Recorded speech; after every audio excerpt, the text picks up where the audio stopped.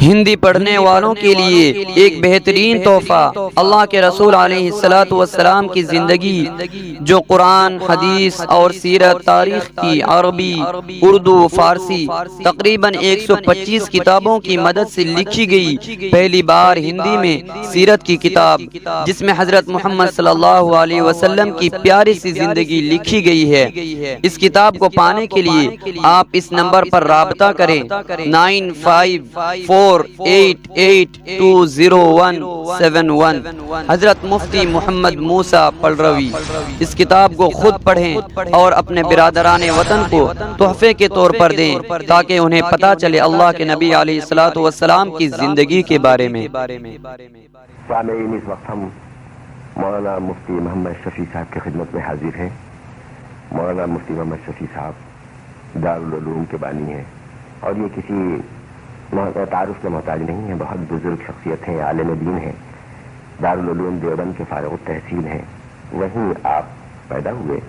شیخ الہند مولانا محمود الحسن صاحب، علامہ انور شاہ صاحب کشمیری، پاکستان کے مشہور عالم علامہ شبیر احمد عثمانی صاحب مرحوم، ان کے آپ شاگرد ہیں۔ دارالعلوم دیوبند میں فارغ التحصیل ہونے کے بعد وہیں استاد کی حیثیت سے بھی کام کر چکے ہیں۔ آج ہم مفتی صاحب کی خدمت میں حاضر ہیں تاکہ ان کی ملی، قومی اور دینی خدمات کے بارے میں ہم کچھ معلومات حاصل کر سکیں۔ تو مفتی محمد شفیع صاحب، اگر آپ اجازت دیں تو ہم آپ سے کچھ سوالات کریں۔ بہتر ہے، جو سوال آپ کرنے والے ہیں کر لیں، لیکن میں اپنی شخصیت اور اپنے حالات کو جتنا جانتا ہوں اس کے پیش نظر تو میرا جواب وہ ہے جو میں نے ایک شعر میں بہت عرصہ پہلے کہا ہے، وہ یہ ہے: بگذر زمن کہ حال تزارم ندیدہ بے، بگزار حال من کہ ہمیں نہ شنیدہ بے۔ مفتی صاحب، یہ شعر تو واقعی محبوب ہے، لیکن میں آپ سے یہ جسارت کروں گا کہ آپ مجھے کچھ اپنی شروع کی جو تعلیم ہے، ابتدائی تعلیم، اس پر کچھ آپ روشنی ڈالیں۔ کب سے آپ نے تعلیم شروع کی اور کہاں کہاں اور کن کن اداروں میں آپ نے اپنی تعلیم حاصل کی؟ حکم کی تعمیل کرتا ہوں۔ صورتحال یہ ہے کہ میں ایک ناکارہ انسان ہوں، کسی قسم کا کوئی کمال نہیں رکھتا، مگر اللہ جل شانہ کی نعمتیں مجھ پر بے شمار ہوئی۔ ان نعمتوں میں سے سب سے بڑی نعمت یہ ہے کہ اس نے ایک مسلمان دیندار علمی گھرانے میں مجھے پیدا فرمایا، اور میں نے آنکھ ایسی جگہ کھولی کہ جہاں اول سے آخر تک دین کا چرچا تھا، دین کے کلمات کان میں پڑتے تھے، بچپن میں بزرگوں کے قصے سنا کرتا تھا۔ میں نے اپنے بچپن کا کھیل بھی دارالعلوم دیوبند کے احاطے میں کھیلا ہے کہ جہاں ہر طرف آتے جاتے اللہ کے اولیاء پر نظریں پڑتی تھی۔ یہ میرا بچپن تھا، اور چونکہ میرے والد ماجد دارالعلوم کے مدرس تھے تو انہی کی خدمت میں بیٹھا کرتا تھا بچپن کا وقت گزارنے کے لیے۔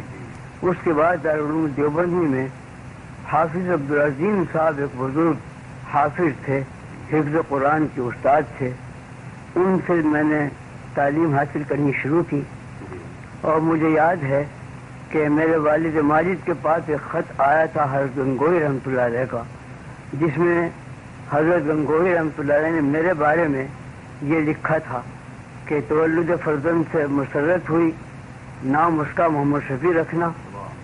اور اس کے بعد پھر ایک خط دوسرا آیا جب میں نے قرآن کی تعلیم شروع کی، تو حضرت نے لکھا تھا اس میں کہ میں دعا کرتا ہوں انشاءاللہ اللہ تعالیٰ ان کو علم عطا فرمائے۔ میری تعلیم کی بنیاد یہاں سے شروع ہوئی، حضرت گنگوئی رحمۃ اللہ علیہ کی دعا اور حضرت حافظ عبدالعظیم صاحب کی خدمت میں رہنے کا اتفاق ہوا۔ یہ ایک فرشتہ صفت بزرگ تھے۔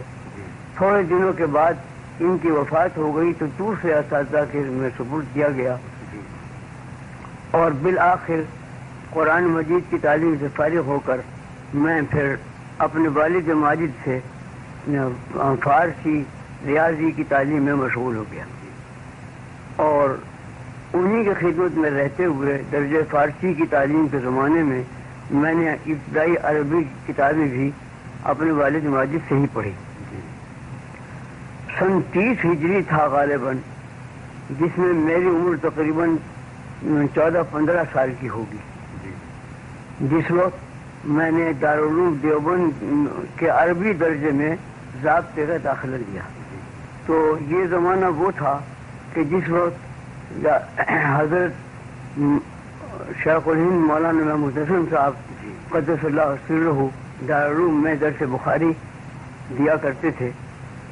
میں اس باقاعدہ تو ان سے درس حاصل کرنے کے قابل نہیں تھا، بچپن کی ابتدائی میری تعلیم تھی، لیکن یہ معمول تھا تمام مدرسے کا کہ حضرت شیخ الہند رحمۃ اللہ علیہ جو بخاری شریف شروع کراتے تو سب مجمع جمع ہو جاتا تھا اور ختم کرانے پر بھی سب جمع ہوتے تھے. اس طرح سے بخاری شریف کی ابتدائی اور آخری حدیثیں میں نے حضرت شیخ الہند رحمۃ اللہ علیہ سے گویا بار بار پڑھی ہیں، ان کے میں شرکت کی ہے. اس سے زائد کوئی حضرت شیخ الہند رحمۃ اللہ علیہ سے پڑھنے کا اتفاق نہیں ہوا. البتہ بزرگوں کی صحبت چونکہ بچپن سے ملی تھی تو مجھے کبھی بچوں کے عام کھیلوں سے دلچسپی نہیں ہوئی. جب مجھے کوئی وقت ملتا میں حضرت شیخ الہند رحمۃ اللہ علیہ کی خدمت میں حاضر ہوا کرتا تھا. میرا بچپن کا فارغ وقت اسی میں گزرتا تھا. حضرت شیخ الہند رحمۃ اللہ علیہ بھی مجھ پر خاص عنایت فرمایا کرتے تھے. یہ وہ زمانہ تھا کہ جب خلافت عثمانی کے سقوط کا زمانہ گویا قریب تھا اور دول یورپ نے متفقہ حملہ اسلامی خلافت پر کیا تھا. اس زمانے میں میں نے یہ محسوس کیا کہ حضرت شیخ الہند رحمۃ اللہ علیہ بہت بے چین رہتے تھے اور اپنے علمی اور درس تدریس کے شغل میں بھی کچھ کمی آئی. بیشتر اخبارات پڑھتے رہتے تھے اور اسی طرح کی گفتگو ہوتی تھی. میرا بچپن تھا، میں زیادہ واقف نہیں تھا، لیکن میں یہ دیکھا کرتا تھا کہ حضرت شیخ الہند رحمۃ اللہ علیہ کسی خاص مہم میں لگے ہوئے ہیں اور اس سے زائد کے سمجھنے کی صلاحیت بھی نہیں تھی. لیکن حضرت شیخ الہند رحمۃ اللہ علیہ کچھ عرصے کے بعد پھر انہوں نے یہاں ہم سب سے یہ کہہ کر عزم سفر کیا تھا کہ میں حج کے لیے جا رہا ہوں. عام اعلان یہی تھا.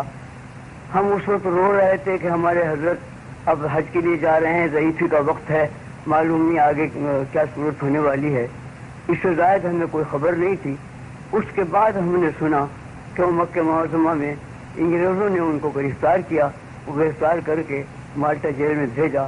4 سال حضرت رحمۃ اللہ علیہ نے مالٹا جیل میں گزارے. اللہ کا ہزار شکر احسان ہے کہ جب حضرت مالٹا سے واپس آئے اس وقت میں تقریباً اپنے درسی علوم سے فارغ ہو چکا تھا اور حضرت کی خدمت میں حاضری پرلطف انداز میں ہوتی رہی. مگر وہ بہت تھوڑا زمانہ تھا. واپسی کے بعد بیماریوں میں زیادہ وقت بیماریوں میں گزرا، کچھ سفروں میں گزرا، لیکن بیماریوں کے ساتھ ہی ضعف اور کمزوری انتہا کی تھی. تھوڑا عرصہ اللہ نے یہ موقع عطا فرمایا کہ حضرت شیخ الہند رحمۃ اللہ کی خدمت میں حاضری ہوتی رہی. باقاعدہ میری تعلیم دیوبند کے دوسرے اساتذہ سے ہوئی، جن میں سب سے بڑے صدر مدرس اس زمانے میں حضرت مولانا علامہ انور شاہ کشمیری رحمۃ اللہ علیہ، مولانا سید اصغر حسین صاحب رحمۃ اللہ علیہ، مولانا مفتی عزیز الرحمان صاحب رحمۃ اللہ علیہ، مولانا اعزاز علی صاحب، مولانا محمد ابراہیم صاحب، مولانا رسول خان صاحب. یہ میرے استاد ہیں کہ جن سے میری مسلسل تعلیم ہوئی. ہاں، حضرت مولانا سید اصغر حسین صاحب رحمۃ اللہ علیہ جو گویا ایک مادرزاد ولی مشہور تھے، ان کو مجھ پر خاص عنایت تھی. ان سے بہت سے اسباق پڑھنے کا اتفاق ہوا. شیخ الاسلام حضرت مولانا شبیر احمد عثمانی رحمۃ اللہ علیہ میرے پھوپھیزاد بھائی بھی تھے اور میرے استاد بھی. ان سے بہت سی کتابیں پڑھنے کا اتفاق بھی ہوا اور پھر جب تحریک پاکستان میں انہوں نے حصہ لیا تو ان کی شرکت میں بہت سے سفر کرنے کا بھی اتفاق ہوا اور کام کرنے کا بھی۔ اللہ تعالیٰ نے ان بزرگوں کی عنایت کے ساتھ میری تعلیم پوری فرمائی، اور سن 1336 ہجری میں نے تمام اپنے علوم و فنون سے فراغت حاصل کر کے خود دارالعلوم ہی میں مجھے کچھ ابتدائی اسباق پڑھانے کے لیے دے دیے گئے۔ سن 1336 ہجری سے مسلسل میں تعلیم کا کام دارالعلوم دیوبند میں کرتا گیا، اپنے اساتذہ کی آغوش میں رہ کر ہی درس تدریس کا کام انجام دیا۔ اسی عرصے میں حضرت استاد مولانا مفتی عزیز الرحمان صاحب رحمۃ اللہ علیہ کا انتقال ہوا، تو دارالعلوم کا دارالفتہ مسند افتاح سے خالی ہوا۔ اس کے لیے ابتدا میں کچھ دوسرے حضرات کا انتخاب عمل میں آیا، مگر ایک یا دو سال کے بعد پھر بزرگان دیوبند نے، جن میں اس وقت سب سے بڑے کام کرنے والے مولانا حسین احمد صاحب مدنی رحمۃ اللہ علیہ تھے، وہی اس وقت زمانے میں صدر مدرس تھے، ان سب حضرات نے مجھے دارالفتہ پر میں صدر مفتی کی حیثیت سے مقرر فرمایا۔ سن 1349 سے خدمت افتاح میں مشغول ہوا، اور اس کے ساتھ ہی ساتھ حدیث کی کتاب ابو داؤد میرے سپرد تھی، وہ میں پڑھاتا رہا۔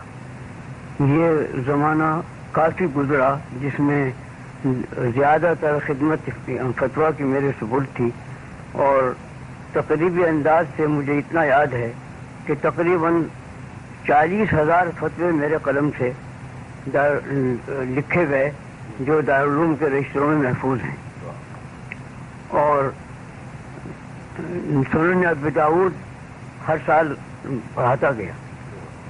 ایک زمانہ دراز اسی انداز میں گزرا۔ اس کے بعد پھر تحریک پاکستان شروع ہوئی، اور اتفاق سے دارالعلوم دیوبند میں سیاسی نظریات ٹکرائے۔ بعض حضرات کانگریسی سیاست کے حامی تھے، میں اور مولانا شبیر احمد صاحب عثمانی رحمۃ اللہ علیہ اور دوسرے چند بزرگ حضرت مولانا حکیم الامت تھانوی رحمۃ اللہ علیہ کے اتباع میں، ان کی مائیت میں مسلم لیگ کی حمایت اور پاکستان کی حمایت میں تھے، اور یہ دو سیاستیں جب دارالعلوم میں ٹکرائیں تو انجام کار اسی وجہ سے ہم نے دارالعلوم کو چھوڑنا پسند کیا۔ دارالعلوم سے مستعفی ہو کر ہندوستان کے مدراس سے لے کر کراچی تک مسلسل دورے کیے، مختلف شہروں میں جلسے جلوس ہوتے رہے۔ آخر میں ریفرنڈم میں، سرحد کے ریفرنڈم میں مولانا شبیر احمد عثمانی رحمۃ اللہ علیہ کی مائیت میں اس کے 6 ضلعوں کا تفصیلی دورہ کیا، اور بالآخر پاکستان اللہ تعالیٰ نے بنا دیا۔ تو حضرت مولانا شبیر احمد صاحب رحمۃ اللہ علیہ پاکستان بننے کی تاریخ ہی میں اسی رات میں یہاں پہنچ گئے تھے، میں اس وقت دیوبند رہ گیا، اور بستر میرا اسی وقت سے بندھا رہا اس خیال سے کہ میں بھی پاکستان پہنچوں، مگر پاکستان بننے کے ساتھ ساتھ ہی جو خوریزی مشرقی پنجاب میں شروع ہوئی اور راستے بند ہوئے، ان کی وجہ سے آنا جانا مشکل ہو گیا۔ 8 مہینے کے بعد حضرت مولانا شبیر احمد صاحب عثمانی رحمۃ اللہ علیہ ہی کی طلب پر پھر میں پاکستان حاضر ہوا، اور اس وقت پیش نظر یہ تھا کہ اسلامی دستور کا ایک خاکہ ہم مرتب کریں، جس کے لیے ہندوستان سے مجھے اور مولانا سید سلیمان صاحب ندوی رحمۃ اللہ علیہ کو، اور ڈاکٹر حمید اللہ صاحب حیدرآبادی کو، مولانا مناظر احسن گیلانی کو بلایا گیا تھا۔ ان میں مولانا مناظر احسن گیلانی رحمۃ اللہ علیہ، ڈاکٹر حمید اللہ رحمۃ اللہ اور احقر پہنچ گئے سید سلیمان صاحب رحمۃ اللہ علیہ کچھ بعد میں پہنچے، اور بہرحال ہم نے مل کر ایک خاکہ مرتب کیا تھا دستور کا، جس کو ضابطے میں پیش کرنے کا موقع نہیں آیا، یہاں تک کہ غالباً اگست 1949 میں جہاں دستور ساز اسمبلی قائم ہوئی اور اس کے ساتھ اس میں ایک تعلیمات اسلام بورڈ کے نام سے ایک بورڈ قائم ہوا، اس کے لیے حضرت مولانا عثمانی رحمۃ اللہ علیہ کو رجال کار کے انتخاب کا اختیار دیا گیا۔ انہوں نے میرا نام بھی تجویز فرمایا اور بھی انہی حضرات کا جو جن کا پہلے ابھی ذکر کیا ہے نام تجویز کیا، اور ان میں سے اکثر حضرات تشریف لے آئے۔ انہوں نے 4 سال کی مسلسل کوشش میں ایک دستوری خاکہ مرتب کیا جو اسمبلی کے ارکان کو دے دیا گیا۔ اس دستوری خاکے کا ابتدائی حصہ جو قرارداد مقاصد کے نام اور عنوان سے مشہور ہے، اس کو شیخ الاسلام مولانا شبیر احمد صاحب عثمانی رحمۃ اللہ علیہ نے خود پیش فرمایا تھا۔ وہ حصہ ہی بنیاد دستور کی تھی، اس کو تو وہ اتفاق اسمبلی نے منظور کر لیا اور آج تک ہر دستور میں وہ شامل رہا۔ لیکن باقی رپورٹ ہماری وہ کچھ لیاقت علی صاحب مرحوم کی وفات کے بعد وہ کچھ ایسے سیاسی چکر میں پڑ گئی کہ انجام اس کا یہ کہ ہمیں معلوم نہیں ہوا، نہ اس کی کہیں اشاعت ہوئی، نہ اس پر کتنا کچھ عمل کا انداز معلوم ہوا۔ بہرحال اس کے متعلق ہمیں کچھ زیادہ معلومات نہیں کیا کہاں گئی، کیا صورت ہوئی۔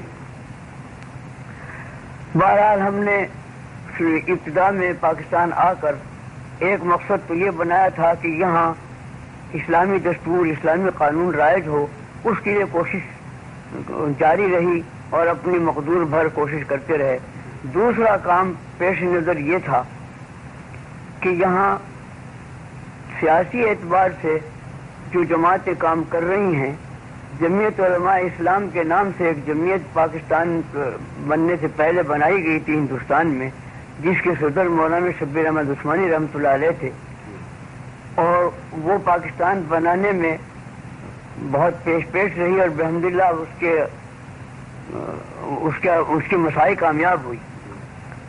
ایک مقصد یہ بھی تھا کہ یہ جماعت کسی طرح قائم رہے اور آئندہ پاکستان کے بنانے میں اور پاکستان کی تعمیر میں وہ کام کرے۔ اس کے لیے بھی ایک زمانہ تک کچھ محنتیں اٹھائی گئی، لیکن حقیقت یہ ہے کہ وہ کامیاب نہ ہوئی۔ تیسرا ایک مقصد یہ تھا کہ جس وقت ہم نے دارالعلوم دیوبند چھوڑا تو ہمیں سب سے بڑا افسوس اس کا تھا کہ ایسے مرکز علوم کو ہم چھوڑ کر جا رہے ہیں کہ جس کی نظیر ہندوستان میں کیا بیرون ہند بھی بہت کم کہیں پائی جاتی تھی، اور اس کے مثل یا اس کے قریب کوئی اور دوسری درسگاہ نہیں تھی۔ خصوصاً جس خطے میں ہم منتقل ہوئے کراچی، اس میں ایک چھوٹے سے مدرسے کے علاوہ کوئی مدرسہ نہیں تھا۔ اس وقت اپنے مقاصد میں سے یہ بھی تھا کہ یہاں کوئی پاکستان کے مناسب حال اور کراچی جیسی مرکزی جگہ کے مناسب حال کوئی اچھا مرکزی دارالعلوم قائم کیا جائے۔ یہ کوشش حضرت مولانا شبیر احمد عثمانی رحمۃ اللہ علیہ نے اپنی زندگی میں شروع فرمائی تھی، میں بھی اس میں حاضر رہتا تھا، لیکن اتفاق وقت یہ ہے کہ مولانا شبیر احمد عثمانی رحمۃ اللہ علیہ کی وفات بہت جلد ہو گئی۔ کچھ عرصے کے بعد ہی ہم گویا کہ یتیم کی حیثیت سے پاکستان میں رہ گئے،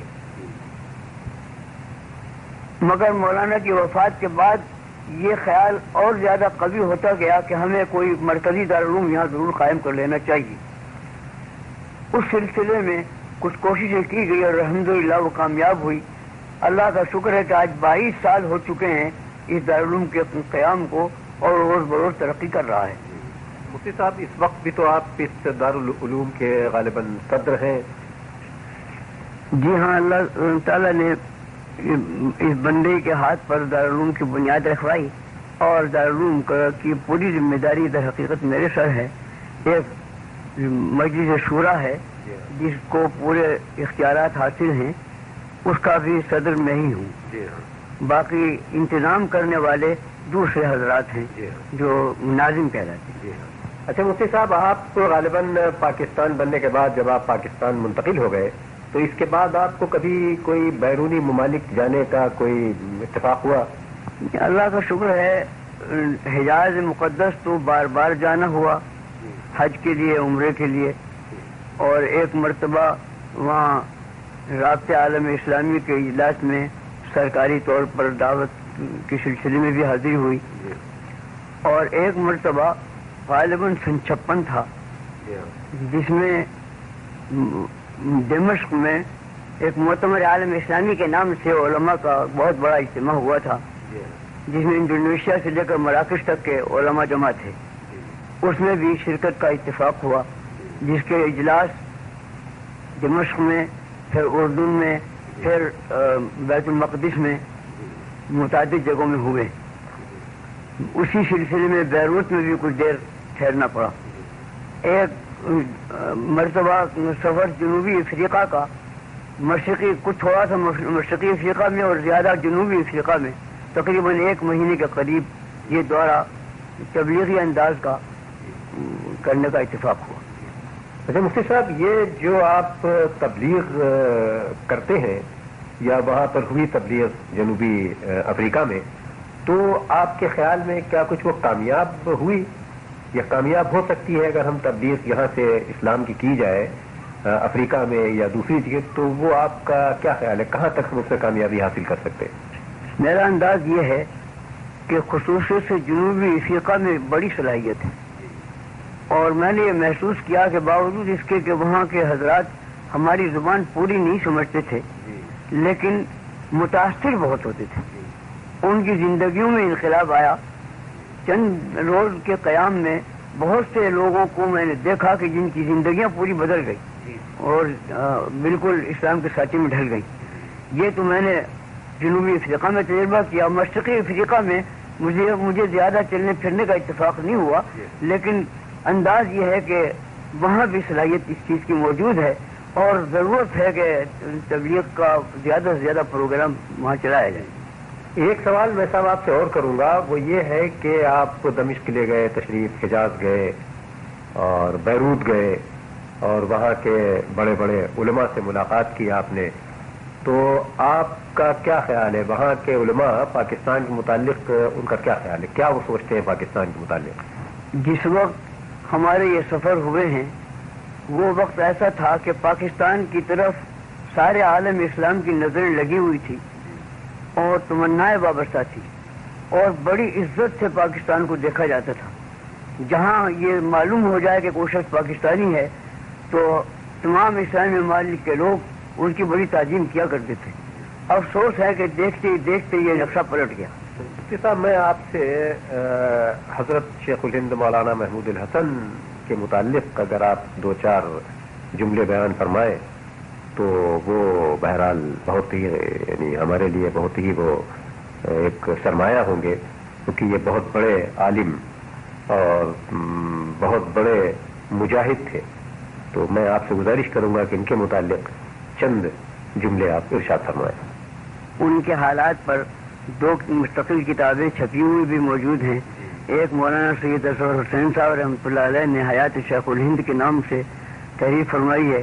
دوسری مولانا حسین احمد صاحب مدنی رحمۃ اللہ علیہ نے اسیر مالٹا کے نام سے شائع فرمائی ہے. چھپی ہوئی کتابیں موجود ہیں. میں اس زمانے میں چونکہ بالکل ابتدائی عمر میں تھا، کچھ زیادہ سمجھنے کے بھی قابل نہیں تھا کہ حضرت شیخ الہند رحمۃ اللہ علیہ کے مسائل کو میں سمجھ سکتا. البتہ جیسے آپ نے فرمایا مجاہد، اس کا ایک واقعہ اس وقت یاد آ گیا. میں چونکہ چھوٹا بچہ سا تھا اس لیے مجھے روک ٹوک نہیں تھی. میں ایک روز دوپہر میں اچانک حضرت رحمۃ اللہ علیہ کے کمرے میں داخل ہو گیا تو میں نے ایک عجیب رنگ دیکھا کہ شیخ الہند رحمۃ اللہ علیہ تنہا اب چارپائی پر بیٹھے ہوئے ہیں اور تلوار ہاتھ میں ہے اور اس کو گھما رہے ہیں. مجھے دیکھ کر حضرت کو ہنسی آئی اور میں نے عرض کیا کہ حضرت یہ کیا ہو رہا ہے؟ فرمایا کہ بھائی آج یہ تلوار پرانی رکھی ہوئی تھی، اس کو مانج کر لائے تھے، صاف کر کے لائے تھے، تو میں نے دیکھا ذرا چلا کر تو دیکھوں، اور اس میں تو بڑی شوقت معلوم ہوتی ہے۔ جب اس کو ہاتھ میں لیتا ہوں تو ایک خاص جذبہ پیدا ہوتا ہے۔ یہ میں نے عالم دیکھا تنہائی میں بیٹھے ہوئے تلوار ہلا رہے ہیں۔ یہ سب وہ زمانہ تھا کہ جب شیخ الہند رحمۃ اللہ علیہ پر جذبہ جہاد کا غالب ہو چکا تھا، اور وہ یہ چاہتے تھے کہ انگریزی اقتدار کو مٹا کر یہاں اسلامی مملکت قائم کی جائے۔ اس سلسلے میں انہوں نے کابل سے لے کر ترکی تک سطح ہموار کر لی تھی۔ خفیہ ان کے آدمی نمائندے کام کرنے والے ترکی میں پہنچے ہوئے تھے، کابل میں پہنچے ہوئے تھے، اور سطح پوری ہموار کر لی تھی۔ اس کی تفصیل میں جانے کا تو وقت نہیں، لیکن اتنی بات خود انگریزوں کے اقرار سے جتنی شائع شدہ کتابوں میں موجود ہے، وہ یہ کہ برن انگریز جب ان کی رپورٹ لینے کے لیے مالٹا جیل میں ملا ہے ان سے، اس کے بعد رپورٹ اس نے دی ہے، اس رپورٹ میں یہ کہا ہے کہ مجھے حیرت ہے کہ یہ مفتی استخوان انسان جس نے ساری زندگی مدرسوں کے بوریوں پر گزاری ہے، اس کو یہ عالمی سیاست کا ایسا پلان کیسے ہاتھ آ گیا۔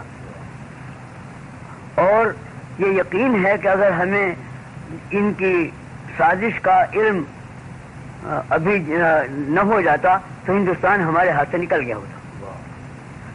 یہ اس برن کا بیان ہے، اور صورتحال بھی یہی تھی کہ ترکی سے لے کر کابل کے راستے سے تمام اسلامی ممالک کو ایک لڑی میں پیرو دیا تھا حضرت شیخ الہند رحمۃ اللہ علیہ نے۔ اس کی اطلاع جاسوسی ہو گئی، اسی کے نتیجے میں وہ گرفتار کیے گئے اور وہ تحریک فنا ہو گئی۔ میں اگر یہ کہوں کہ وہ تحریک جمال الدین افغانی کی تحریک کو آگے بڑھانا تھا تو آپ کا کیا خیال ہے؟ اس میں کوئی شبہ نہیں کہ ان بزرگوں کا کیونکہ سرچشمہ سارا قرآن و سنت ہے، یہ قرآن و سنت کی تحریک ہے اصل، جس کو جمال الدین افغانی نے کبھی اٹھایا، کبھی حضرت شاہ ولی اللہ اور مولانا اسماعیل شہید نے اٹھایا، کبھی حضرت شیخ الہند رحمۃ اللہ علیہ نے اٹھایا، اور اس کے بعد آخر میں حضرت مولانا شبیر احمد عثمانی رحمۃ اللہ علیہ نے قائد اعظم کے ساتھ مل کر اٹھایا۔ مفتی صاحب، آخری سوال میں آپ سے کرتا ہوں، وہ آپ کی تصانیف کے متعلق ہے، تو کیا آپ ہمیں بتائیں گے، کچھ اس پر روشنی ڈالیں گے اپنی تصانیف کے متعلق؟ جی ہاں، میں شروع سے جن اساتذہ کی آغوش میں پلا ہوں ان کو میں نے دیکھا کہ وہ صرف درس تدریس ہی نہیں بلکہ کچھ تصانیف کا سلسلہ بھی رکھتے تھے۔ مجھے بھی کچھ اس کا ذوق پیدا ہوا، اور ابتدائی درس تدریسی کے وقت سے کچھ چھوٹے چھوٹے رسالے لکھنے شروع کیے، اور پھر اس کے بعد وہ سلسلہ کافی بڑھتا گیا۔ اس وقت غالباً 150 سے زائد میری تصانیف ہیں، جس میں سب سے بڑی تصنیف جو ابھی تیار ہوئی ہے وہ ہے تفسیر معارف القرآن، اور اس تفسیر کا ایک عجوبہ یہ ہے کہ اس کی ابتدا تو ہوئی تھی ریڈیو ہی کے درس سے، لیکن ریڈیو پر مسلسل قرآن نہیں تھا بلکہ اس کی منتخب آیات ہوتی تھی۔ اس کے بعد اس کو جب کتابی شکل میں لانے کا ارادہ ہوا تو یہ وہ وقت تھا کہ جب میں بیماری سے بستر پر لیٹا ہوا تھا، اور اس کا افسوس مجھے ہو رہا تھا کہ اوراق جو لکھے ہوئے ہیں موجود یہ یوں ہی ضائع ہو جائیں گے، اگر اس کا جو درمیانی آیتیں ہیں وہ رد پورا کر دیا جاتا تو قابل اشاعت ہو جاتی۔ اسی بیماری کے زمانے میں اللہ نے دل میں ڈالا کہ لیٹے لیٹے کچھ کام شروع کیا جائے، اسی وقت یہ کام شروع ہوا، اور الحمدللہ 5 سال کی مدت میں جو زیادہ بیماریوں ہی کا وقت تھا اور بیماریوں کے علاوہ ملک میں طرح طرح کے فتنوں کا وقت تھا، انہی حالات میں اللہ تعالیٰ نے اس کی تصنیف پوری کرائی، اور الحمدللہ وہ 8 جلدوں میں چھپ کر تیار ہو گئی۔ اس کے علاوہ اور چھوٹی بڑی بہت سی تصانیف ہوتی رہی ہیں جن کی تفصیل میں جانا مشکل ہے۔ بہت بہت شکریہ مفتی صاحب آپ کا، آپ نے ہمیں اتنا وقت دیا، اور اس پیری اور بزرگی میں مجھے یہاں آنے کا شرف حاصل ہوا۔ بہت بہت شکریہ۔